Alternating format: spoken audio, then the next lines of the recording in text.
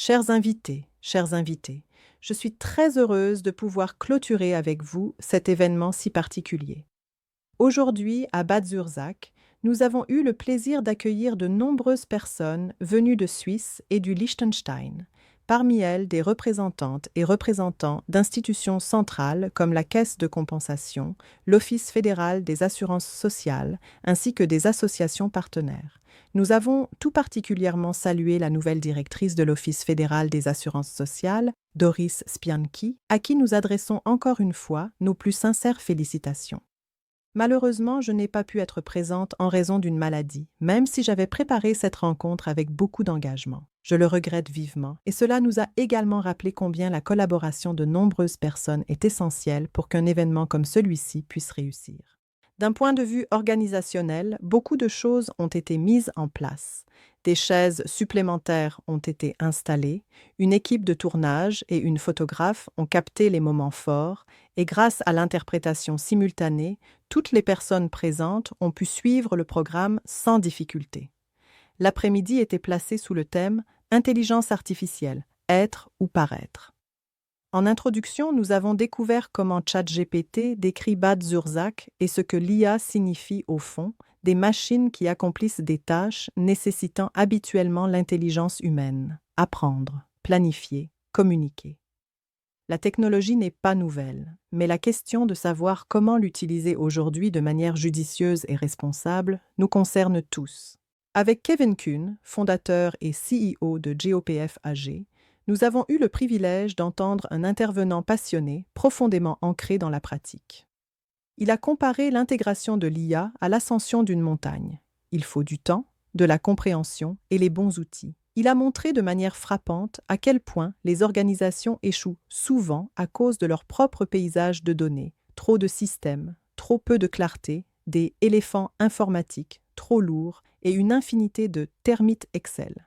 Son message était clair. Sans une base de données propre et accessible, aucune IA ne peut produire de valeur. Dans le même esprit, il a encouragé à ne pas penser en termes de grands projets, mais à commencer par de petites expérimentations.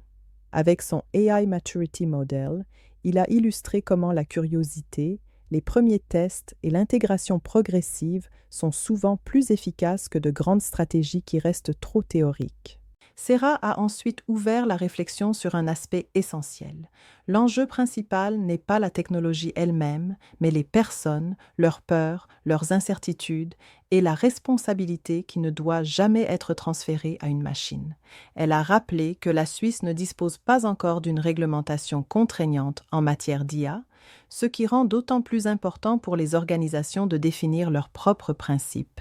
Équité, transparence, sécurité, et toujours la primauté de l'être humain. Elle a particulièrement insisté sur l'importance d'un véritable operating model pour l'IA. Des bases normatives claires, des rôles définis, des processus participatifs. La confiance ne peut naître que si les collaborateurs et collaboratrices sont impliqués activement. Elle a également mis en avant la compétence en matière de données. Seules les personnes capables de lire et d'interpréter les données de manière critique peuvent reconnaître les risques, identifier les biais et saisir les opportunités. La discussion a montré combien ces questions touchent également l'assurance invalidité. D'un côté, des réglementations strictes, de l'autre, la nécessité d'expérimenter avec courage. La solution passe par de petits projets bien délimités, des expérimentations menées sur quelques semaines qui permettent d'apprendre rapidement tout en limitant les risques. Un message central s'est imposé. L'erreur n'est pas un échec, mais une étape naturelle du processus d'apprentissage. Tout comme un robot aspirateur trouve son chemin en se heurtant d'abord aux obstacles, les organisations progressent à travers des ajustements successifs. Ce qui est essentiel, c'est de disposer d'un budget, de temps et de personnes responsables qui portent réellement les idées, au lieu de les laisser s'enliser dans des comités. Pour conclure, je souhaite retenir 2 idées. Premièrement, l'intelligence artificielle n'est pas une fin en soi, mais un outil destiné à nous soutenir. Et la responsabilité reste toujours entre nos mains. Deuxièmement, nous ne pourrons exploiter pleinement le potentiel de l'IA que si nous acceptons les erreurs comme des occasions d'apprendre.